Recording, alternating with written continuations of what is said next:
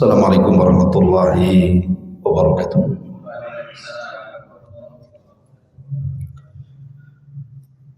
Alhamdulillah wassalatu wassalamu ala rasulillah wa ala alihi wa sahbihi wa mawalah wa la hawla wa la quwata illa billahi wa ba'd.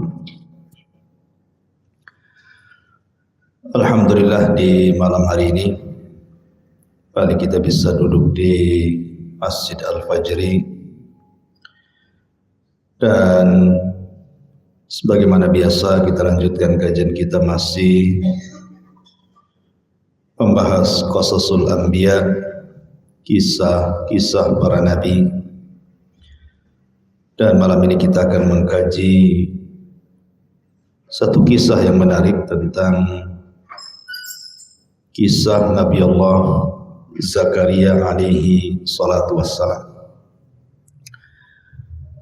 Saya tidak hendak mengkisahkan secara urut karena mungkin sebagian kita sering mendengar, tapi kita akan mengambil faedah dari ayat per ayat di dalam surah Al-Imran yang berkaitan dengan kisah ini. Kemudian kita lebarkan dengan ayat-ayat yang lainnya supaya kita bisa memetik bukan hanya pelajaran dari kisahnya, tetapi dari kalimat per kalimat di dalam Al-Quran. Ma'asyiral muslimin yang dimuliakan Allah Subhanahu wa ta'ala, adapun kisah Nabi Allah Zakaria, Allah Subhanahu wa ta'ala sebutkan 8 kali di dalam Al-Quran di 4 surat. Pertama, yang paling panjang adalah surah Al-Imran, kemudian surah Maryam. Ini 2 surat ini paling komplit menceritakan tentang kisah Zakaria. Kemudian ada tambahan dalam surah Al-An'am dan juga surah Al-Anbiya. Tapi kita akan fokus pada surah Al-Imran karena cukup lengkap kisah beliau dalam surah Al-Imran dan juga kita tambah dalam surah Maryam. Ma'asyiral muslimin yang dimuliakan Allah Subhanahu wa ta'ala, Nabi Allah Zakaria sendiri adalah seorang nabi yang diutus kepada Bani Israel.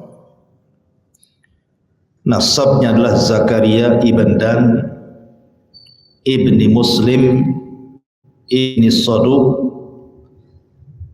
dan kalau diurut ke atas itu sampai kepada Sulaiman ibn Daud.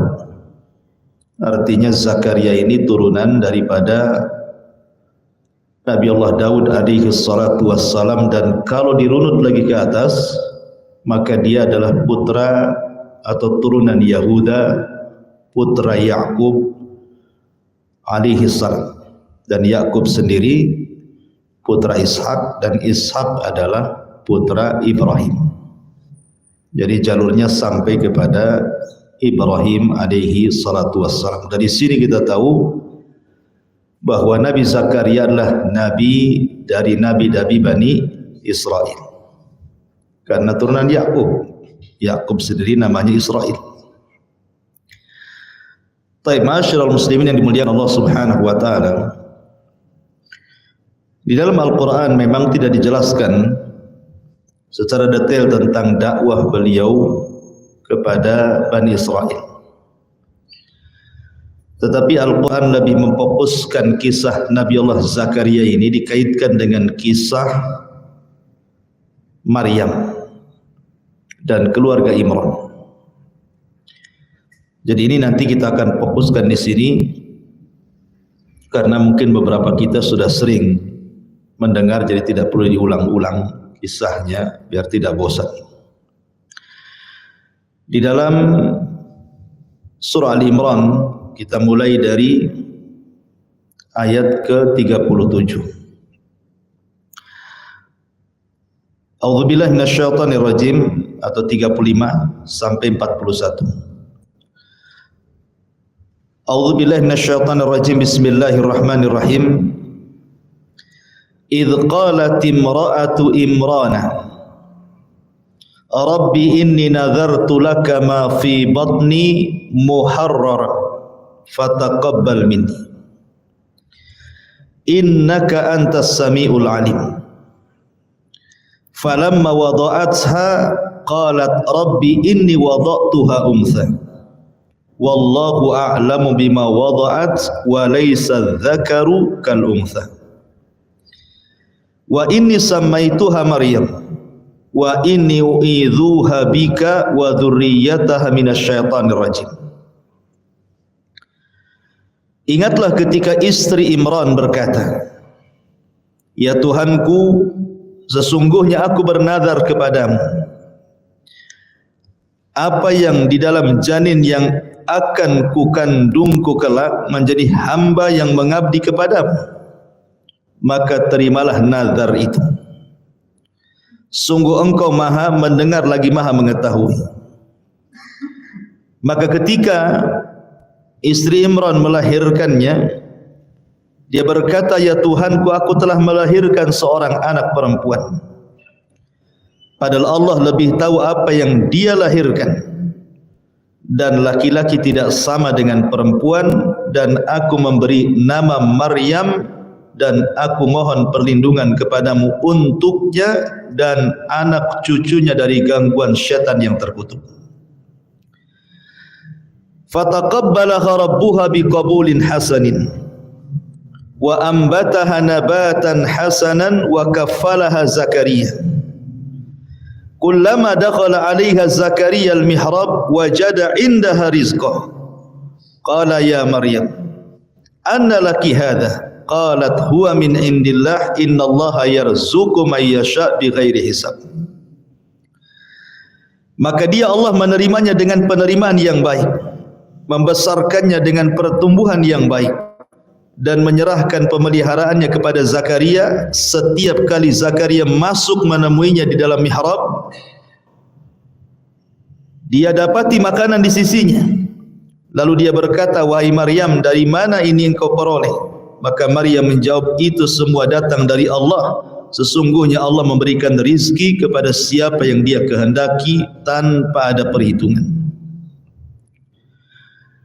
Ma'asyiral muslimin yang dimuliakan Allah Subhanahu wa taala. Kisah dalam surah Maryam ini berawal daripada kisah keluarga Imran.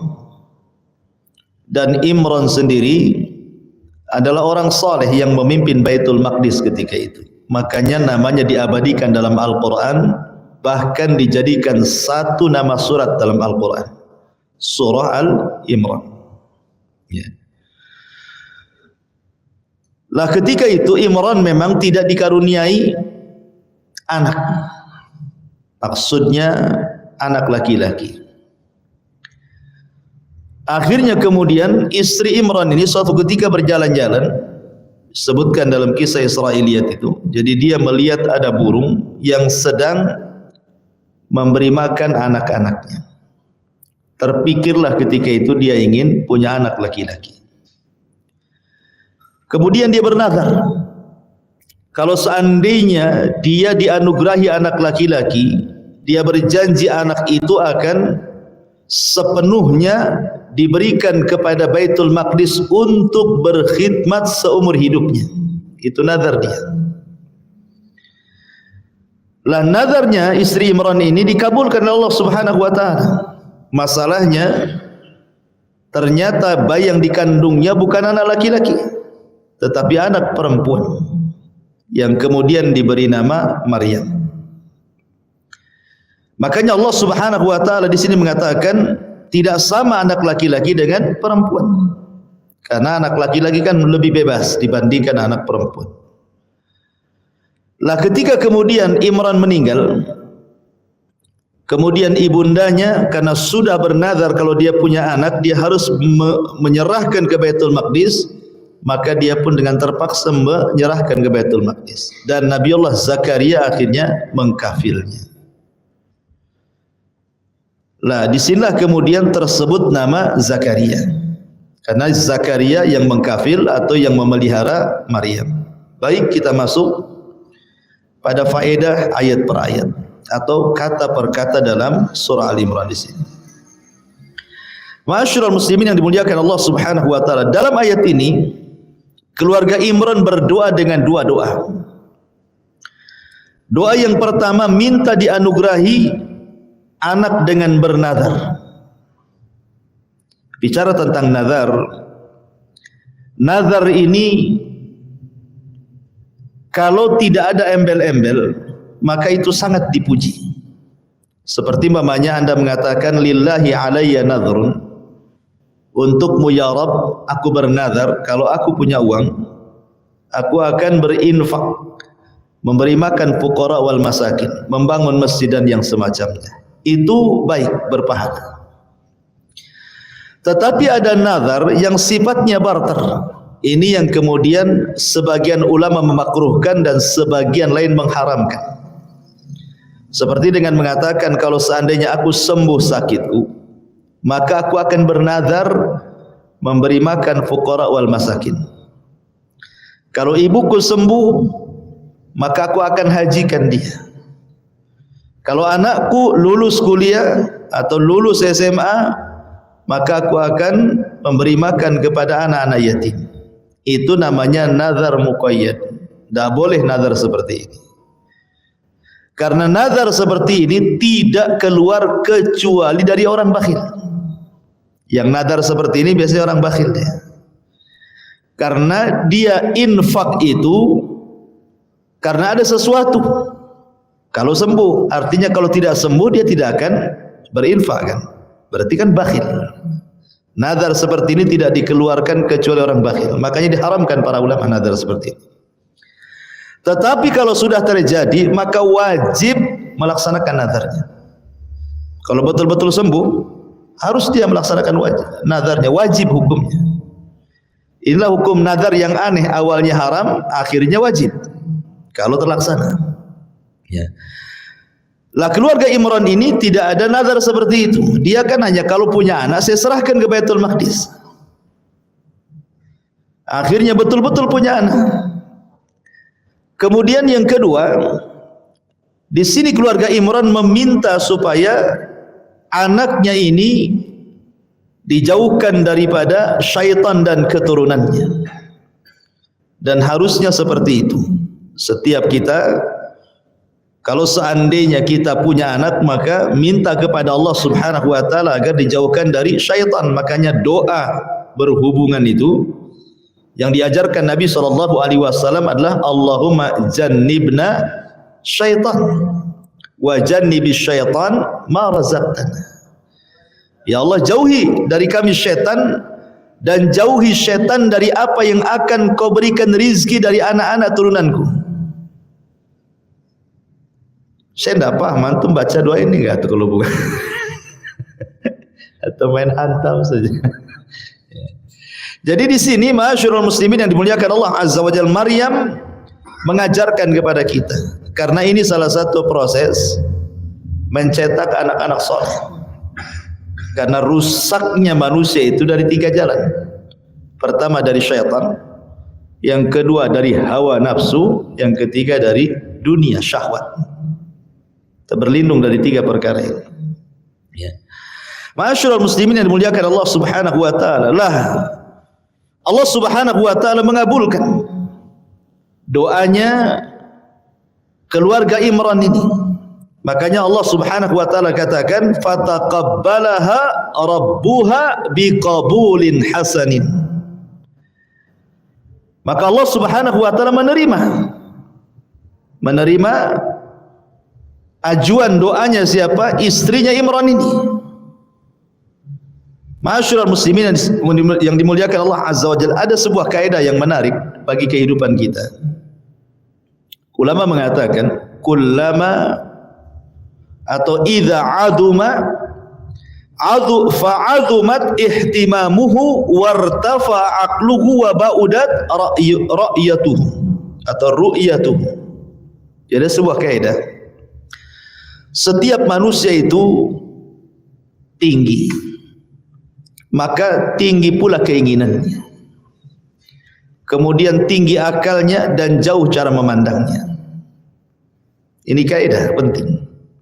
setiap orang itu ditinggikan oleh Allah Subhanahu wa taala derajatnya, maka semakin tinggilah keinginannya, tinggi pula akalnya, jauh pula cara memandangnya.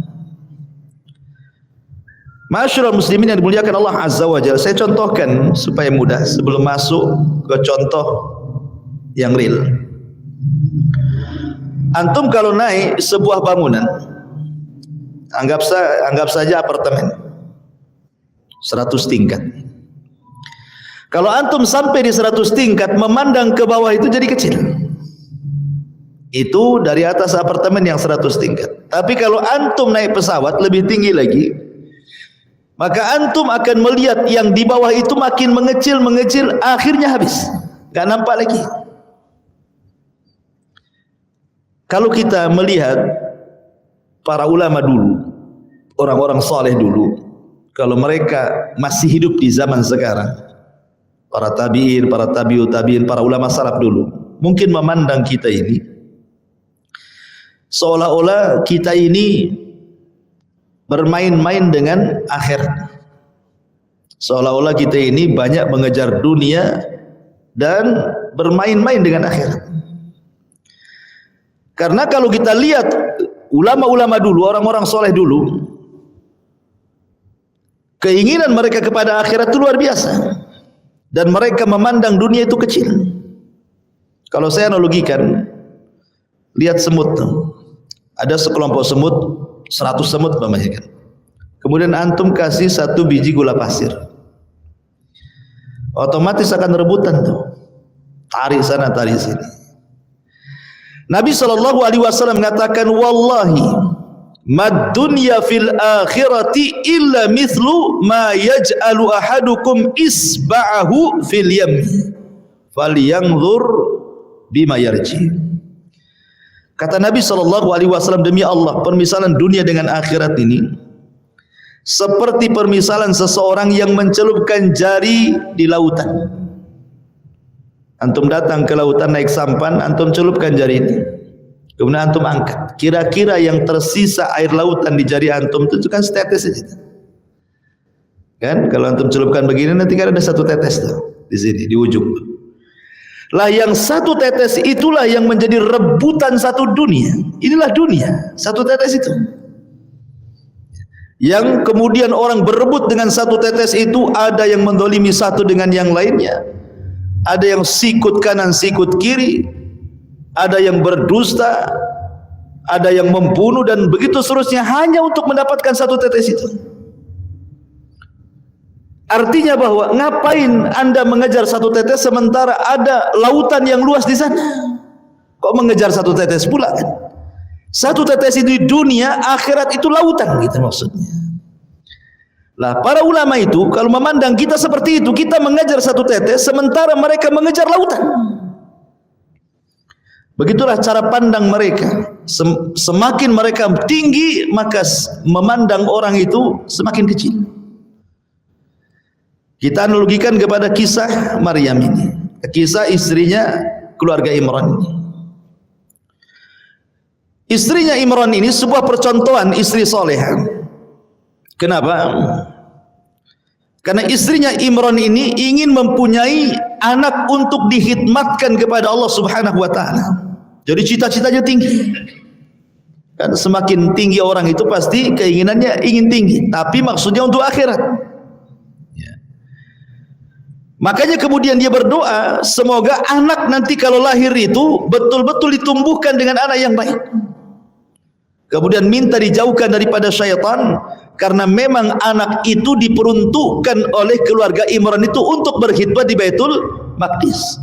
Jadi kalau Allah muliakan kita, tentu cita-cita antum kalau punya anak, tirulah seperti keluarga Imran ini, maksudnya seperti itu.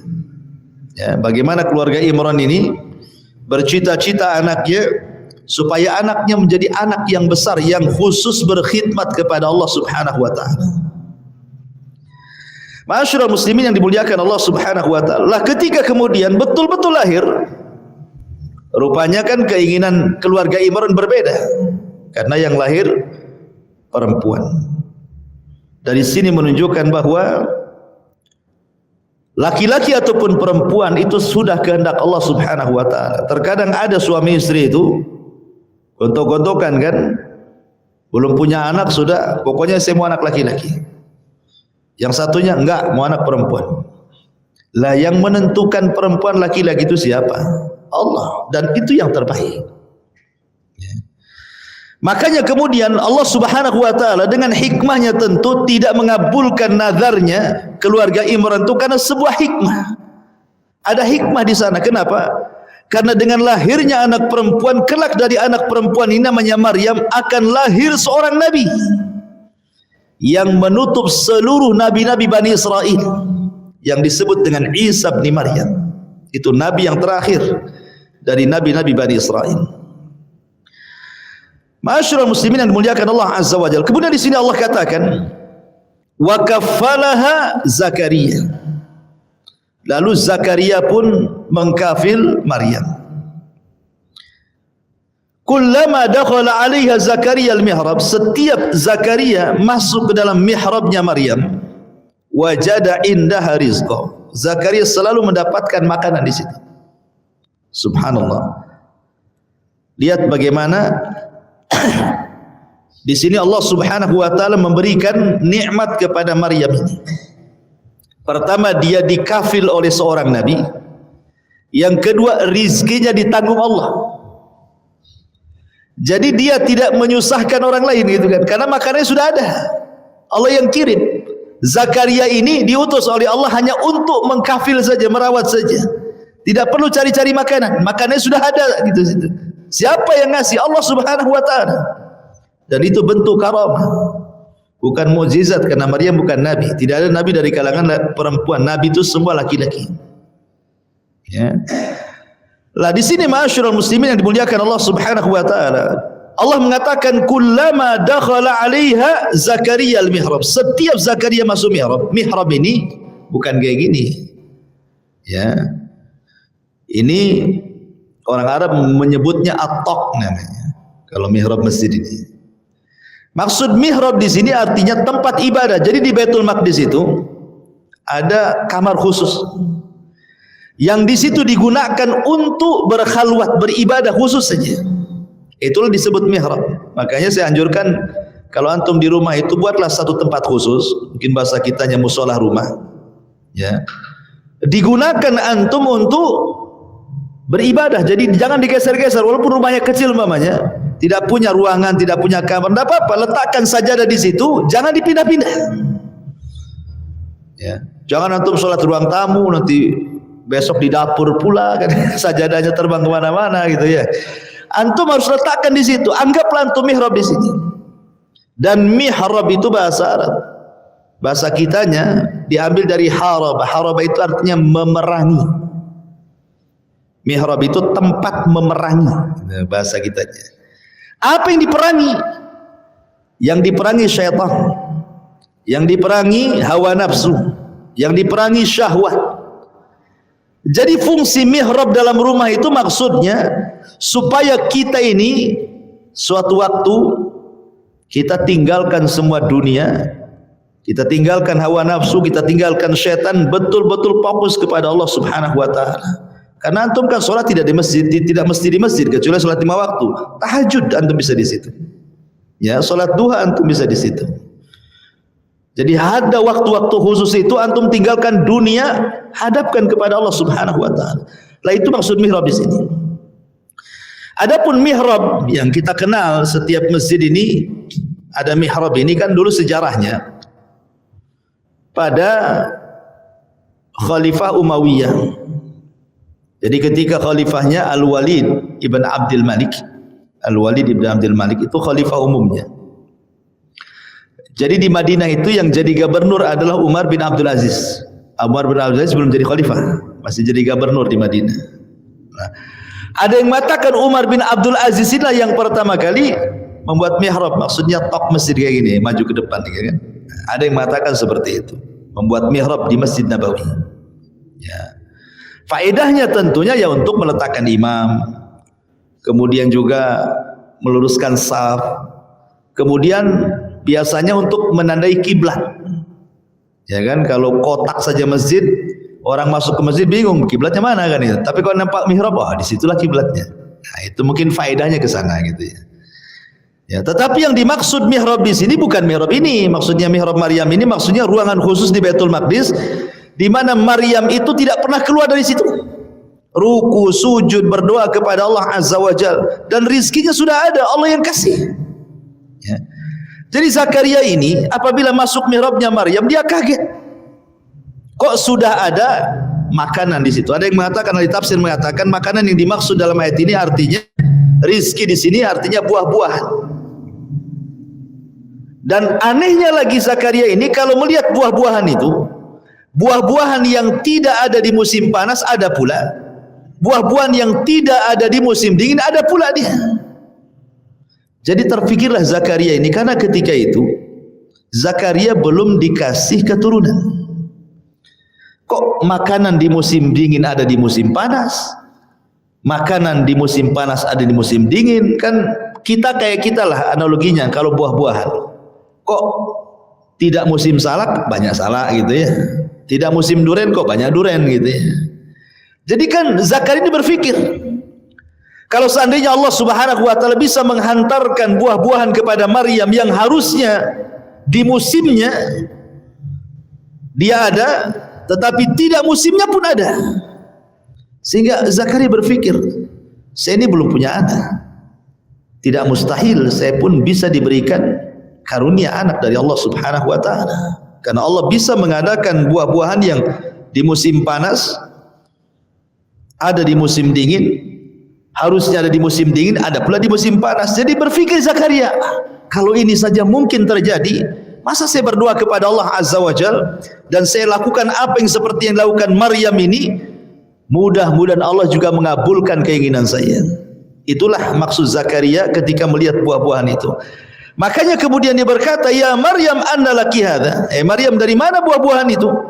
Qalat huwa min indillah. Itu datang dari Allah Subhanahu wa taala. Sejak itulah Zakaria meniru Maryam. Dia pun buat mihrab. Ya. Dia buat mihrab dengan persis dengan mihrabnya Maryam, dan dia fokuskan dalam mihrab itu beribadah saja dan berdoa kepada Allah Subhanahu wa taala. Subhanallah, apa kata Allah? Hunalika da'a Zakaria rabbah. Di sanalah Zakaria berdoa, maksudnya di mihrab itulah Zakaria berdoa kepada Rabbnya. Apa doanya? Qala rabbi habli min ladunka dzurriyyatan thayyibatan innaka sami'ud du'a. Zakaria mengatakan, ya Allah, ya Tuhanku, berilah aku keturunan yang baik dari sisimu, sesungguhnya engkau maha mendengar doa. Ketika dia berdoa seperti itu, langsung diijabah. Apa lanjut ayatnya? Fanadathul malaika wa huwa qa'imun yusalli fil mihrab anna Allah yubashshiruka bi Yahya musaddiqan bi kalimatin minallahi wa sayyidan wa hasuran wa nabiyyan minas salihin.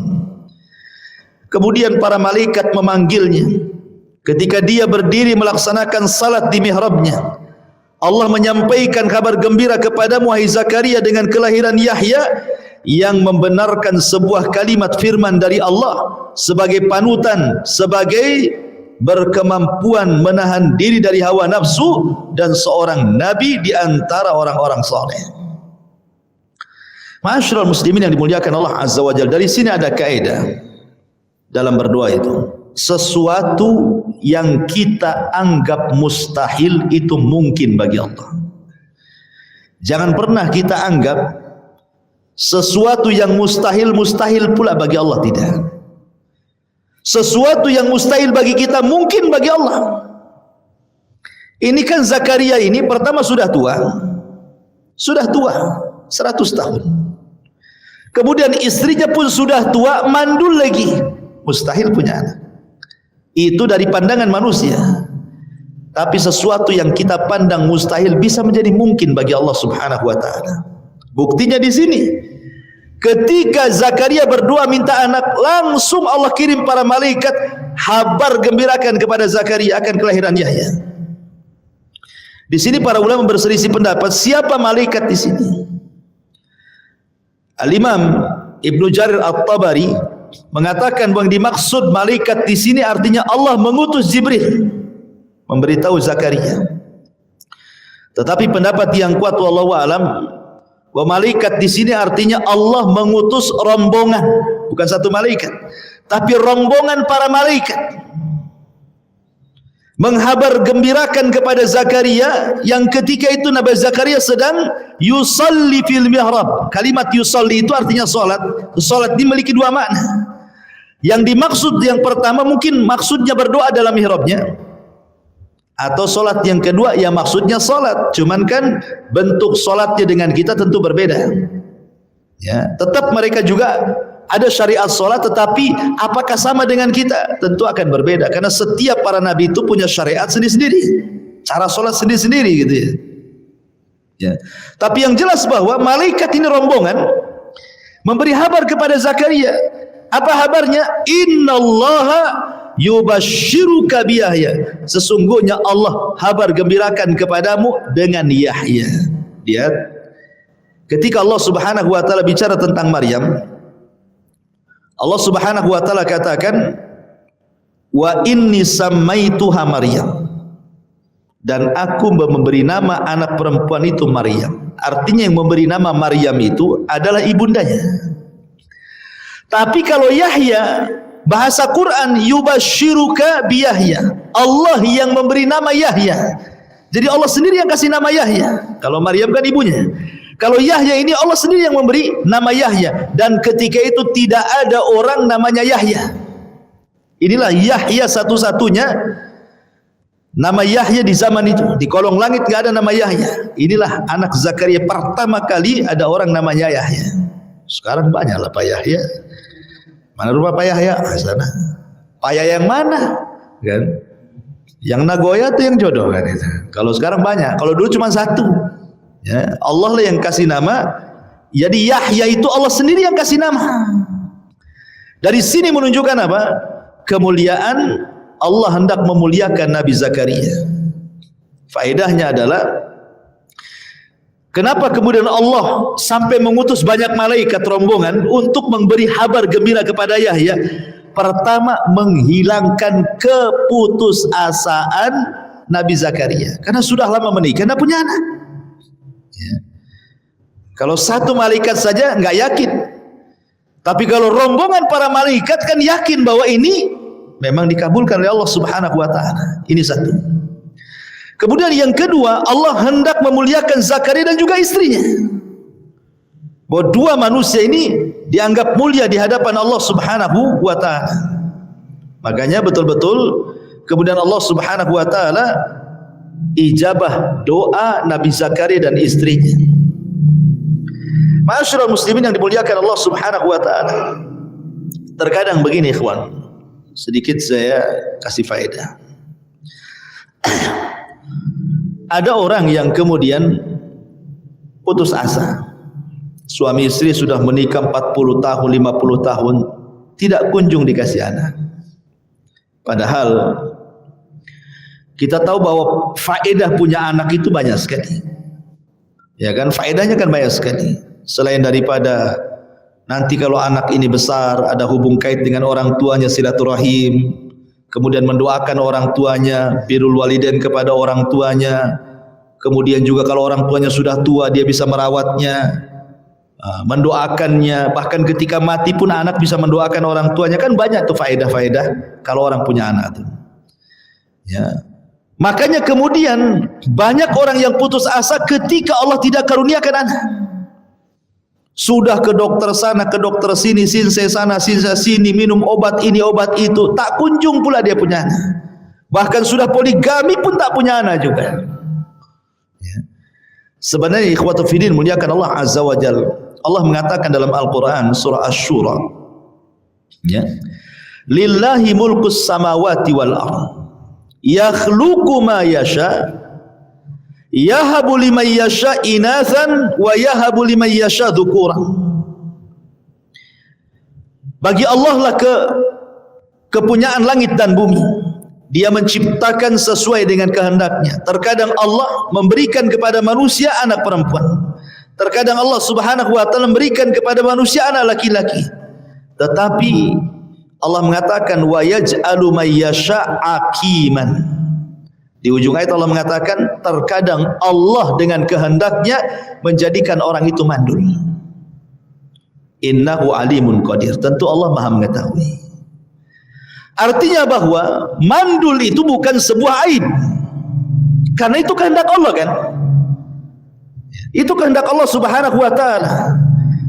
Bahkan para ulama mengatakan, kenapa kemudian Allah Subhanahu wa taala mentakdirkan ada orang yang mandul tidak punya anak? Apa hikmahnya? Yang pertama, terkadang Allah Subhanahu wa taala dengan qada dan qadarnya menjadikan orang itu tidak punya anak itu sengaja untuk menguji manusia. Jadi Allah Subhanahu wa taala menguji manusia. Apakah dia menerima dengan keputusan Allah ataukah tidak menerima dengan keputusan Allah? Artinya diuji keimanannya itu. Diuji keimanannya. Dan ujian itu hakikatnya adalah mengangkat derajat. Ya, sengaja Allah hendak mengangkat derajat dengan tidak memberikan anak itu. Dengan cara apa? Diperbanyak ujiannya supaya dia bisa sabar atau tidak. Itu kan hikmahnya di situ sebenarnya kan. Yang kedua, kata para ulama, bahwa terkadang Allah Subhanahu wa taala sedang memberikan takdir terbaik kepada dia. Boleh jadi kalau seandainya Allah takdirkan dia punya anak, bisa saja anaknya jahat, anaknya durhaka, anaknya kurang ajar kepada orang tua. Daripada punya anak seperti itu, lebih baik tidak dikasih. Karena betapa banyak orang-orang tua yang punya anak kemudian durhaka. Apa kata mereka? Nah, kalau tahu kau akan begini, ku cekik kau sejak bayi itu. Kan itu ya. Aku injaklah kepala biar mati kan itu. Ada tuh orang tua kayak diuji seperti itu. Ya. Jadi ambil hikmahnya gitu ya. Boleh jadi kalau Allah Subhanahu wa taala memberi anak itu nanti dia jahat. Ingat kisah Nabi Khidir. Ketika dia membunuh seorang anak kecil kan. Kemudian ditakwilkan kepada Nabi Musa alaihi salam, kalau aku tidak bunuh, dia akan kurang ajar sama orang tuanya. Itu tentu Nabi, dia dapat wahyu. Antum pula jangan bunuh-bunuh anak orang. Kenapa tuh bunuh? Itu nampak tuh mukanya seram, udah gede durhaka nih kurang ajar. Bukan, ini kan Nabi Khidir Nabi. Dia tahu kan itu dari wahyu, kita tidak tahu. Ya. Artinya bahwa itu juga salah satu hikmahnya kenapa Allah Subhanahu wa taala tidak berikan seseorang itu keturunan dan sengaja dibuat mandul. Kesana kemari juga sudah berusaha sebagai ikhtiar, tapi Allah juga terkadang tidak kasih. Ya. Atau boleh juga kata para ulama, Allah Subhanahu wa taala sedang menguji kesabarannya. Ketika orang itu makin sabar dengan tidak punya keturunan, kita tahu bahwa ada surga itu tidak bisa diraih dengan sholat. Tidak bisa diraih dengan puasa, tidak bisa dengan zakat, dengan haji. Ada surga itu yang hanya bisa diraih dengan sabar. Kenapa? Karena sabar itu pahalanya tak berbilang. Allah mengatakan, innama yuwaffas sabiruna ajrahum bighairi hisab. Kami cukupkan pahala orang-orang yang sabar itu tanpa batas. Ya kan? Ma'asyiral muslimin yang dimuliakan Allah Subhanahu wa taala. Itu diantara hikmah-hikmah yang disebutkan oleh para ulama. Tetapi bagaimanapun jangan pernah putus asa, karena di sini Nabiullah Zakaria sudah mencontohkan kepada kita. Usia dia sudah 100 tahun, istrinya 90 tahun, mandul lagi, tetapi tidak ada yang mustahil bagi Allah Subhanahu wa taala. Buktinya Allah kabulkan. Dan Al-Qur'an ini kaedahnya adalah bukan karena sebab turunnya ayat, tapi karena umumnya lafaz. Ya, itu kaidah Quran tuh. Al-ibratu bi umumil lafzi la bi khususis sabab. Ibrah dalam Al-Quran itu karena keumuman lafaz Quran, bukan karena sebab turun. Memang sebabnya di cerita Zakaria, tapi ayat-ayat ini pelajaran bagi kita. Ya. Artinya bukan Zakaria saja, kita pun bisa gitu maksudnya. Lah kalau Zakaria bisa, jangan kita katakan itu kan nabi wajar. Enggak. Sebab turun ayat ini memang cerita Zakaria, tapi ayat-ayat Al-Quran itu sebuah pelajaran bagi umat Islam bahwa kita bisa meniru Zakaria. Karena juga banyak kok kenyataan sudah 40 tahun. Saya itu punya ustaz di pesantren itu, 40 tahun menikah tidak punya anak. Sekali punya anak beranak terus. Masya Allah, udah 40 tahun dia sabar. Sekali beranak, tahunnya depannya beranak lagi, beranak lagi, beranak. Ya itu memang karunia dari Allah. Allah hendak menguji kesabaran dia. Ya. Ma'asyiral muslimin yang dimuliakan Allah Subhanahu wa taala. Di sini Nabi Zakaria akhirnya betul-betul diberikan karuniai oleh Allah Subhanahu wa taala putra namanya Yahya, dan subhanallah. Yahya ini Allah Subhanahu wa taala berikan 4 sifat. 4 sifat yang luar biasa. Mintalah kepada Allah agar kita diberikan oleh Allah anak yang memiliki sifat-sifat yang baik seperti Yahya alaihi salam. Apa sifat yang pertama? Di sini Allah mengatakan yubasyiruka bi Yahya musaddiqan bi kalimatin minallah. Ini yang pertama. Musaddiqan, membenarkan. Bi kalimatin minallah, dengan kalimat dari Allah. Maksud kalimat dari Allah apa? Maksudnya Isa. Kalimat dari Allah itu artinya kun fayakun, itu artinya. Jadi Yahya ini kelak akan membenarkan kenabian Isa. Dialah yang pertama kali membenarkan kenabian Isa. Karena Isa ini kelak akan diutus dan didustakan Bani Israel. Yang pertama kali membenarkan adalah Yahya. Nabi Yahya pertama kali membenarkan Isa bin Maryam. Ketika manusia mendustakan Isa, maka dia orang yang pertama kali membenarkan. Artinya di sini Yahya lebih duluan lahir daripada Isa. Yahya dulu baru Isa. Ya, karena di sini dia membenarkan dengan kalimat Allah, maksudnya Isa bin Maryam. Kenapa di sini kalimat minallah, kalimat dari Allah Subhanahu wa taala, artinya kun fayakun. Lah bukankah kita juga diciptakan oleh Allah Azza wa Jalla dengan kun fayakun? Iya, bedanya kita dengan Isa. Kalau kita diciptakan oleh dengan kun fayakun dengan sebab. Kalau Isa diciptakan dengan kun fayakun tanpa sebab. Itu bedanya di sini. Ya. Sebab kita diciptakan dengan kun fayakun karena ada sebab, ada ibu, ada bapa. Itu sebab kita lahir. Kemudian Allah Subhanahu wa taala katakan kun fayakun. Tapi kalau Isa tidak ada sebab, karena dia tidak ada bapaknya. Ya. Seorang wanita tidak mungkin mengandung kalau dia tidak disentuh laki-laki, mustahil. Bagaimana caranya dia mengandung? Ya. Tapi kalau bapaknya suami istri, kemudian dinyatakan dia mandul, bisa saja dia berobat ke sana, berobat ke sini, berobat ke sana, akhirnya tidak mandul lagi, punya anak. Tapi kalau seorang gadis tidak pernah disentuh laki-laki, datang ke dokter, dok, tolong saya pengen punya bayi. Dokter mana yang bisa mengabulkan? Kecuali dikawini sama dokter. Kan gitu ya. Artinya bahwa kalau suami istri kan ada sebabnya, kan gitu ya. Nah kalau ini seorang wanita pengen punya anak, kalau nggak kawin, nggak menikah, ya nggak mungkin punya anak, mustahil. Itulah bedanya kita dengan Isa. Makanya di sini sifat yang pertama bi kalimatin minallah. Artinya di sini bahwa ini yang ditirunya adalah qudwah bagi kita.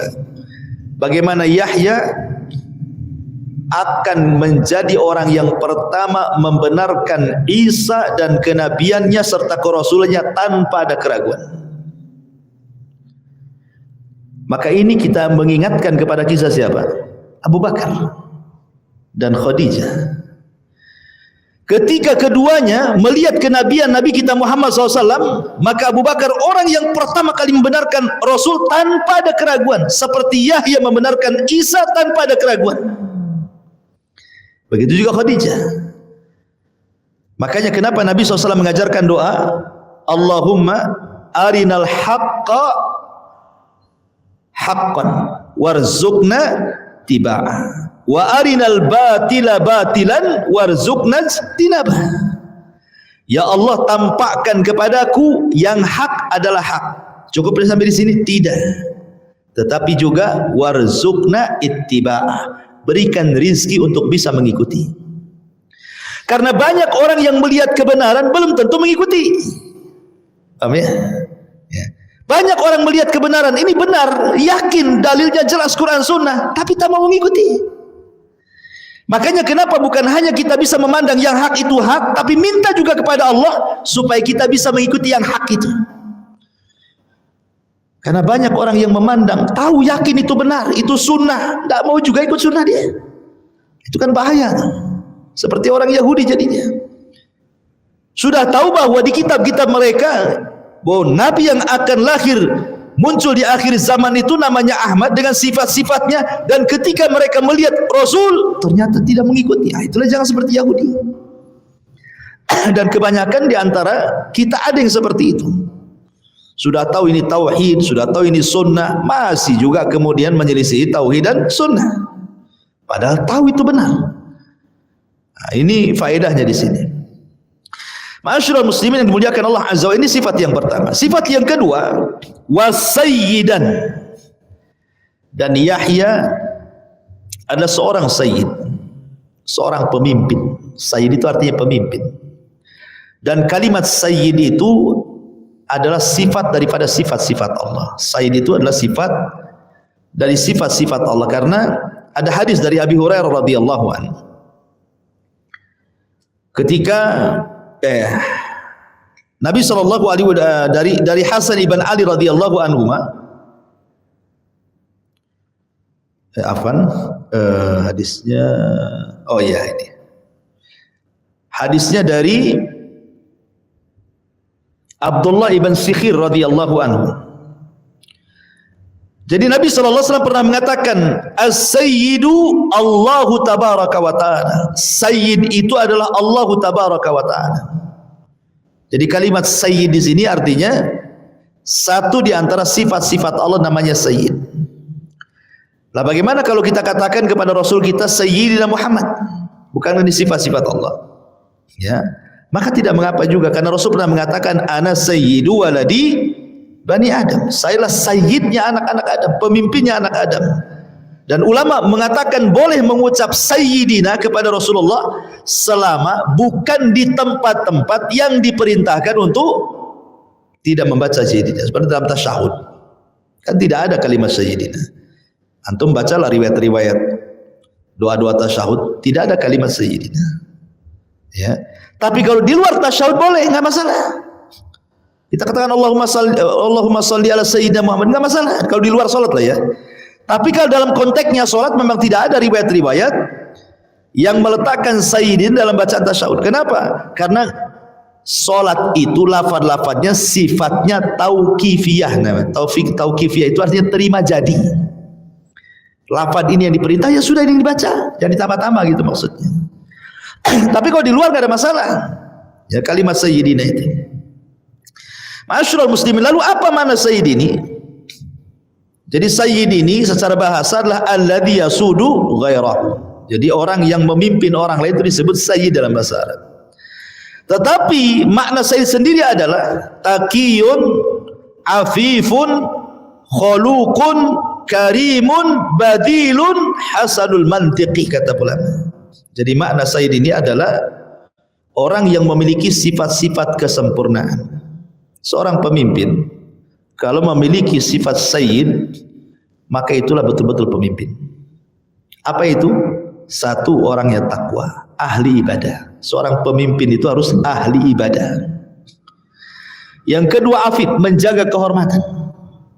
Menjaga kehormatan dia dan keluarganya.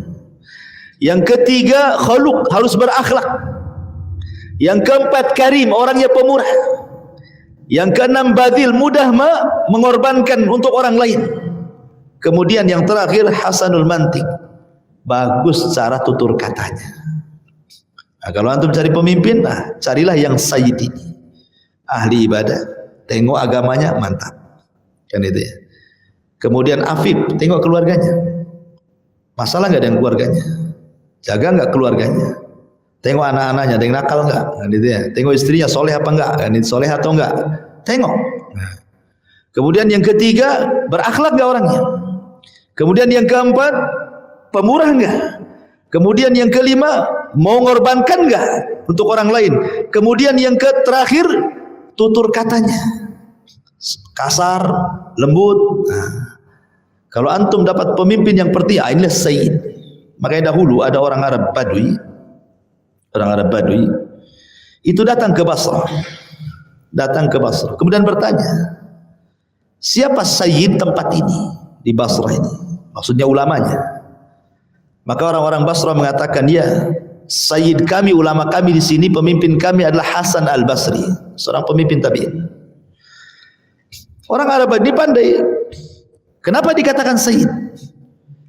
Maka dikatakan bahwa mereka mengatakan karena Hasan Al-Basri itu istighna'u fi ma aidin nas wan nasu yahtajuna ilaihi. Karena dalam pandangan kami Hasan Al-Basri itu dia merasa cukup, tidak pernah mau merepotkan orang, tapi orang yang merepotkan dia. Ya. Kata Arab Badui ini, dzaka Sayyid, itulah pemimpin yang benar katanya. Jadi kalau ada pemimpin yang ngerepotin rakyatnya, bukan rakyatnya yang ngerepotin pemimpinnya, itu bukan Sayyid lah katanya. Seolah-olah seperti itu. Ya. Tapi ini yang kedua. Yang ketiga, wasayyidan wa hasuran. Hasur ini secara bahasa itu artinya impotent. Ya, laki-laki yang tidak bisa berhubungan itu disebut hasur. Tetapi yang dimaksud hasur, tidak mungkinlah kita katakan Nabi Yahya impotent. Ya, maksud di sini bukan itu maknanya. Maksudnya Nabi Yahya ini dia betul-betul meninggalkan wanita, tidak mau menikah dengan perempuan, sama sekali menjauhi wanita, karena ingin fokus beribadah kepada Allah. Ya. Jadi bukan karena dia tidak bisa berhubungan karena impoten, tidak. Memang karena kesibukan ibadah dia tidak mau menikah. Bahkan ada yang mengatakan tidak pernah melihat perempuan sama sekali. Tunduk saja kalau ada perempuan. Kalau antum kan begini. Ada perempuan lewat pelototi, nunduk. Enggak mau dia perempuan. Itu mana hasur itu? Menjaga diri. Dan sebenarnya bukan hanya Nabi Yahya saja, para ulama di dalam Islam juga banyak yang tidak menikah. Ya, contoh saja seperti Al-Imam At-Tabari, pengarang tafsir, tidak menikah, dia sampai meninggal. Kemudian Imam Nawawi yang ngarang kitab Arba'in Nawawi, Riyadhus Shalihin, tidak menikah sampai meninggal. Ibnu Taimiyah, Syekhul Islam Ibnu Taimiyah rahimahullah tidak menikah. Ya, alasannya apa? Ada sebagian mereka, kenapa mereka tidak mau menikah, para ulama-ulama ini seperti Al-Khalidi, ada seorang alim namanya Khalidi. Ya. Baru saja dia menikah, belum digauli sudah diceraikan. Kenapa? Ketika dia menikah dia sudah terfikir, wah ini saya tidak bisa lagi baca buku nih, nanti disibukkan dengan istri saya. Habis akad dicerai, gak jadi, gak mau lagi gitu ya. Karena dia ingin fokus membaca kitab-kitab para ulama. Ya. Ada juga alasan mereka seperti Imam Zamakhsyari. Zamakhsyari seorang ahli bahasa. Ma'ruf Imam Zamakhsyari itu ahli bahasa. Kalau kita belajar nahwu sharaf itu banyak pendapat-pendapat Zamakhsyari itu. Dia tidak mau menikah karena alasannya apa? Dia mengatakan melahirkan kitab lebih baik daripada melahirkan anak katanya. Jadi melahirkan karya-karya itu lebih baik dibandingkan saya melahirkan anak. Maka ini enggak menikah. Imam Zamakhsyari itu. Ada juga yang alasannya seperti Imam Ibnu An-Nafis, ya, dan juga Syekh Tahir Al-Jazairi, seorang ulama juga gitu ya. Mereka khawatir kalau seandainya menikah itu akan meremehkan hak istrinya karena dia sibuk dengan agamanya. Jadi dia tidak memberikan hak yang jelas gitu ya. Karena kalau sibuk akhirat terus, takut terbengkalai istrinya. Nah, lebih enggak menikah. Artinya para ulama dulu itu memang mereka tidak menikah itu karena waktu mereka dihabiskan untuk belajar, untuk membaca, untuk jihad, untuk thalabul ilmi. Kayak antum ini kalau nggak nikah ngapain? Sibuk baca tidak kan gitu, belajar seminggu sekali, nikah lah ngapain pula tak nikah? Maksudnya kalau antum kayak para ulama gitu ya, memang luar biasa mereka kan waktu-waktunya mutolaah gitu ya. Ya wajar mereka terlupakan menikah. Bukan berarti kemudian mereka ingin meniru para pendeta, tidak. Karena dalam Islam juga ada hadis yang ada istilah la ruhbaniyata fil Islam. Tidak ada ruhbaniyah dalam Islam. Artinya tidak ada sistem kependetaan dalam Islam yang tidak menikah, enggak ada dalam Islam. Cuman bukan berarti kemudian bertentangan dengan apa yang dilakukan para ulama, tidak. Karena kayak Ibnu Taimiyah itu kan luar biasa itu. Dihabiskan tuh jihad untuk berkarya, mengajar, bolak-balik masuk penjara kan. Enggak sempat kepikiran menikah sampai meninggal. Dan karyanya siapa yang bisa menandingi karya beliau sampai ini enggak ada. Ya, jadi wajar mereka memang fokus kepada agama sehingga terlupakan menikah. Itu Nabi Yahya itu seperti itu. Maka disebut hasur namanya. Ini juga di antara yang ketiga sifatnya. Kemudian yang terakhir wa nabiyyan minas salihin. Dan dia seorang nabi dan termasuk dari hamba-hamba Allah yang saleh. Saleh itu artinya lawan daripada fasad, rusak. Jadi ada saleh, ada rusak. Saleh itu artinya baik. Jadi baik itu lawannya rusak. Ya. Berarti kalau orang rusak tidak soleh dia. Kalau dia soleh jangan buat kerusakan. Ya. Tetapi maksud soleh itu kalau ada istilah soleh, maksudnya soleh itu orang yang bisa melaksanakan hak Allah dalam satu waktu dan di waktu yang lain dia juga melaksanakan hak hamba-hambanya. Jadi dia tidak melupakan hablum minallah, dia juga tidak melupakan hablum minannas. Maka orang yang seperti ini disebut soleh. Karena banyak orang yang hablum minallahnya bagus, sholat bagus, ibadahnya luar biasa, tapi akhlak tak ada. Sama orang kasar, sama orang zalimi orang gitu ya. Sholat iya, riba jalan gitu kan. Sholat iya, gibah jalan, itu bukan soleh. Itu soleh ke atas, tak soleh ke bawah. Ya, jadi soleh itu artinya menggabungkan hablum minallah, arti hubungan dia dengan Allah. Sholatnya oke, baca Qurannya iya, zikirnya tapi ke tetangga juga bagus, sama istri bagus, sama anak-anak bagus, dan begitu seterusnya. Itu namanya soleh, menggabungkan dua hak. Makanya kenapa Rasul mengatakan kalau anda punya anak gadis, datang anak muda melamar, satu baik agama, dua baik akhlaknya, nikahkan cepat. Kalau tidak rusak. Kan itu ya. Jadi agama dengan akhlak tidak bisa dipisah. Karena banyak suami yang masya Allah gitu penampilannya luar biasa, jubahnya, janggutnya, majelis taklimnya, tapi zalim sama istrinya. Banyak seperti itu. Ya itu nggak soleh tuh, itu toleh namanya. Taib. Ini faedah dari ayat tadi. Kita lanjut. Kemudian Allah mengatakan, Qala Rabbi anna yakunu li ghulam wa qad balaghani al-kibar wa imra'ati akir. Qala kadzalika Allahu yaf'alu ma yasha. Zakaria berkata, ya Tuhanku, bagaimana aku bisa mendapatkan anak sedangkan aku sudah sangat tua dan istriku pun mandul. Maka Allah berfirman, demikianlah Allah berbuat apa yang dia kehendaki. Kalimat Nabi Zakaria ini bukan ragu-ragu akan kudrat Allah, tidak. Allah itu maha kuasa, maha mampu. Bukan di situ Zakaria itu. Ini kan kesannya dia meragukan kemampuan Allah. Bukan, maksud ayat ini bukan begitu. Maksud ayat ini Zakaria ini, dia tidak ragu-ragu dengan kekuasaan Allah. Dia sanggup berbuat sekehendaknya, menjadikan sesuatu yang mustahil menjadi mungkin. Zakaria tidak ragu. Cuma Zakaria ini ingin bertanya caranya. Caranya seperti apa gitu maksudnya. Kan ini Zakaria sudah dikabulkan nih, mau dihabar gembirakan akan kelahiran Yahya. Dia tanya caranya gimana? Soalnya saya sudah tua, istri saya mandul. Ini caranya gimana kan itu? Dia tanya sama Allah. Sama ketika Nabi Ibrahim mengatakan dalam ayat yang lain, idz qala Ibrahimu rabbi arini kaifa tuhyil mauta. Ya Rabb, kata Ibrahim, tampakkan kepadaku bagaimana engkau menghidupkan orang mati. Ibrahim bukan ragu-ragu Allah tidak sanggup menghidupkan orang, bukan. Ibrahim minta cara engkau menghidupkan orang mati kayak apa gitu kan. Makanya Allah mengatakan, ambil 4 burung, potong-potong katanya kan, letakkan di gunung-gunung, kau panggil nanti dia datang. Seperti itulah aku hidupkan orang mati. Gitu ya. Jadi Zakaria itu bukan meragukan, tidak, cuman dia ingin tahu caranya macam mana. Gitu ya. Masalahnya saya sudah tua, istrinya saya pun mandul, kok bisa gitu ya. Makanya Allah mengatakan, kadzalikallahu yaf'alu ma yasha. Begitulah Allah Subhanahu wa taala yaf'al, melakukan ma yasha, apa yang dikehendakinya. Perhatikan di sini. Ya.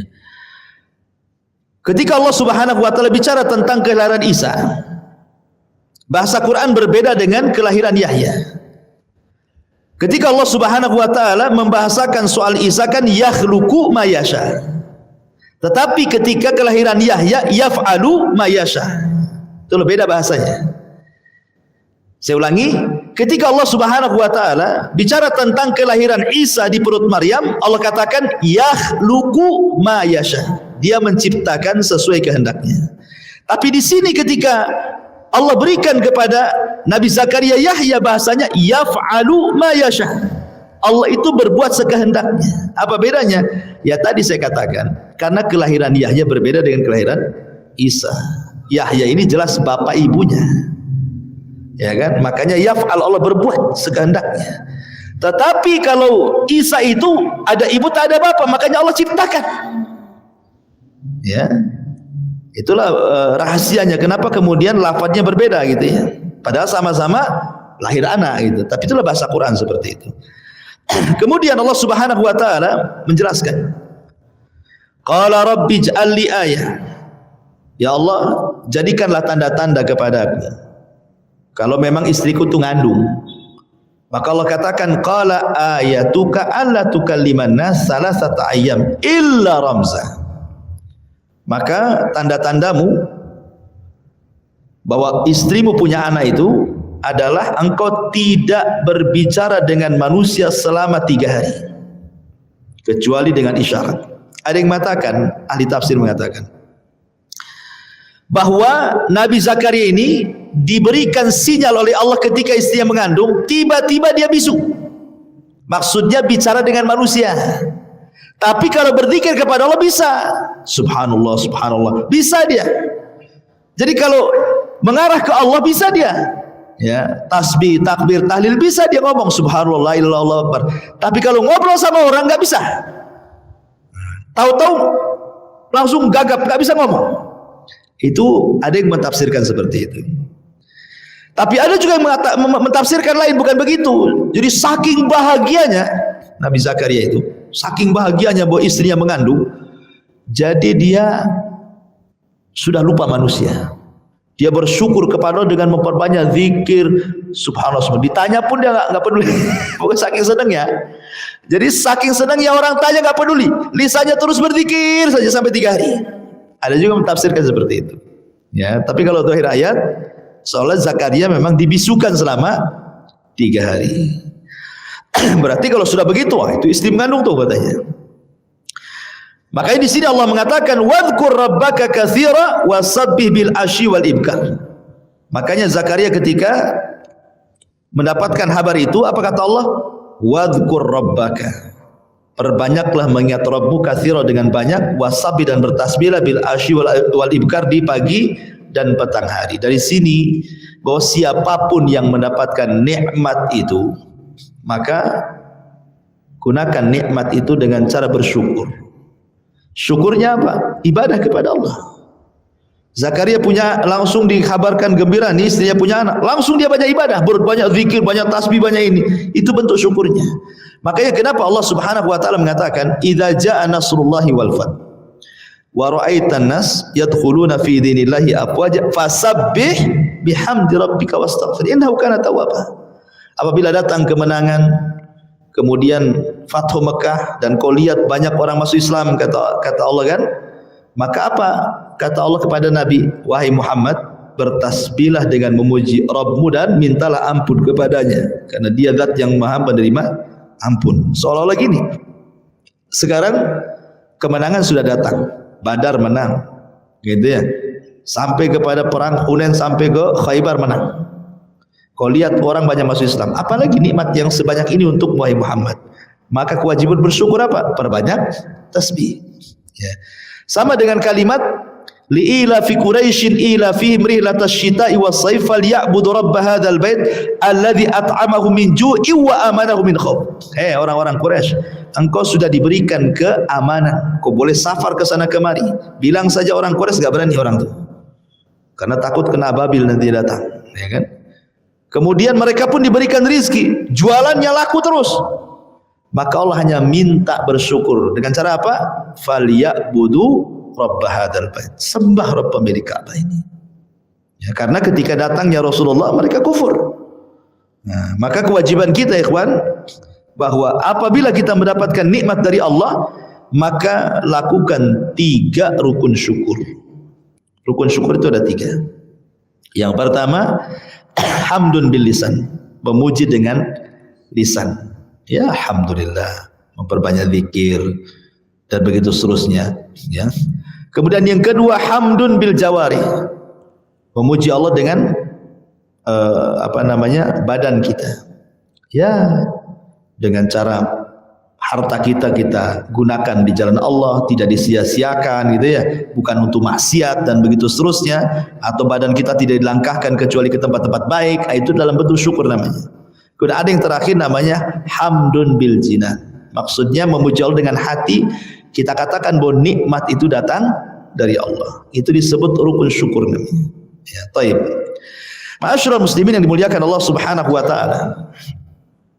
Sampai di sini kisah Nabi Zakaria dalam Al-Imran. Lah kalau kita melihat dalam surah Maryam, kurang lebih juga isinya cuman ada beberapa tambahan sedikit, tetapi kurang lebih. Cuman bedanya ketika dalam surah Maryam ini Allah sifatkan kelahiran Yahya itu dari kecil sudah diangkat jadi nabi. Jadi kecil-kecil sudah jadi nabi itu Yahya itu. Bahkan ketika anak-anak sebayanya ngajak main, apa kata Yahya? Ma khuliqtu lil-la'ib. Aku diciptakan untuk main-main katanya. Pergi kalian, jangan ajak aku main katanya. Dan Nabi Yahya ini suka menyendiri di hutan, tafakur sejak kecil seperti itu. Ya, jadi betul-betul memang Nabi Yahya itu luar biasa. Bahkan disebutkan juga wa hanana min ladunna wa zakatan wa kana taqiyya. Dan kami anugerahkan rasa kasih sayang kepada sesama. Kemudian di ayat selanjutnya wa barram biwalidayhi, dan dia anak yang berbakti. Kenapa di sini anak berbakti disebutkan? Karena Yahya ini dia lahir orang tuanya sudah tua. Ya kan? Orang tuanya sudah tua. Makanya dia berbakti kepada orang tuanya, dan dalam Islam pun seperti itu. Kalau diberikan orang tua yang sudah tua, apa kata Allah? Wahfid lahuma janahadzulli minar rahmah. Pelankan. Ya, rendahkan sayapmu. Ngomong saja enggak boleh. Ya, dan begitu seterusnya. Wallahu a'lam. Taib. Lah, akhir daripada kisah Nabi Zakaria ini, memang wafatnya sudah saya singgung dulu, sangat tragis gitu ya, karena Nabi Zakaria ini betul-betul dibunuh oleh orang-orang Yahudi mujrim. Ketika ada yang mengatakan setelah kematian putranya Yahya yang dipenggal kepalanya, kemudian jadikan mahar wanita pelacur, akhirnya mereka pun merembet untuk membunuh Zakaria. Dengan cara apa? Dituduh berzina dengan Maryam, lahirlah Isa. Jadi yang menghamili Maryam itu adalah Zakaria, dituduh seperti itu. Sebenarnya mereka mencari-cari alasan bagaimana untuk membunuh Zakaria. Akhirnya Zakaria pun lari ke hutan. Kemudian di antara satu mukjizatnya adalah Nabi Zakaria bisa menundukkan pohon. Pohon itu suruh belah, nanti dia masuk di situ, sembunyi di situ. Ya. Cuman masalahnya ketika dia kemudian masuk ke dalam pohon itu, iblis datang. Kemudian ketika dia masuk, ditariknya sedikit bajunya sama iblis, sehingga ketika pohon itu rapat, nampaklah itu, ya, bajunya nongol di pohon itu. Jadi ketika para prajurit ini, orang-orang Yahudi mujrim ini mencari-cari Zakaria ke hutan, ke sana kemari, enggak ketemu. Rupanya ketemulah iblis dalam bentuk manusia, memberitahu, oh Zakaria di pohon itu. Nah, kau lihat tuh ada bekasnya, ada pakaiannya nongol sedikit kan. Gergaji saja pohon itu gitu. Nah, akhirnya kemudian digergaji, meninggal. Ya.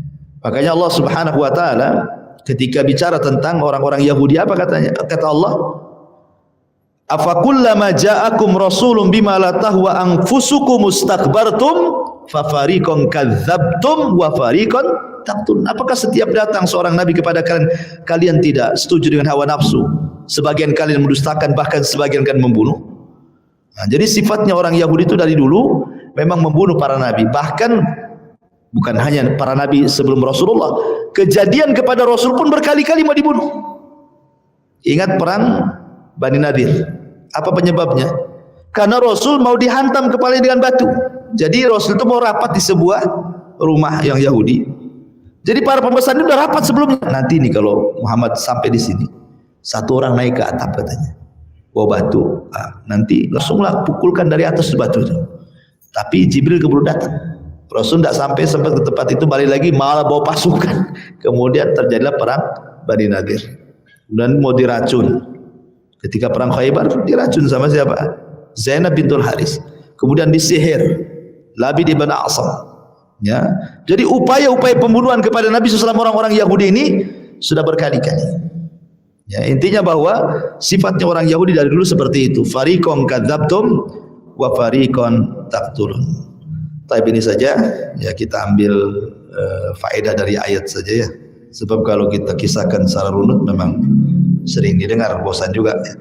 Taib, mungkin yang bisa sampaikan. Subhanallah bihamdika, asyhadu an la ilaha illa anta astaghfiruka wa atubu ilaik. Allah ta'ala. Assalamualaikum warahmatullahi wabarakatuh.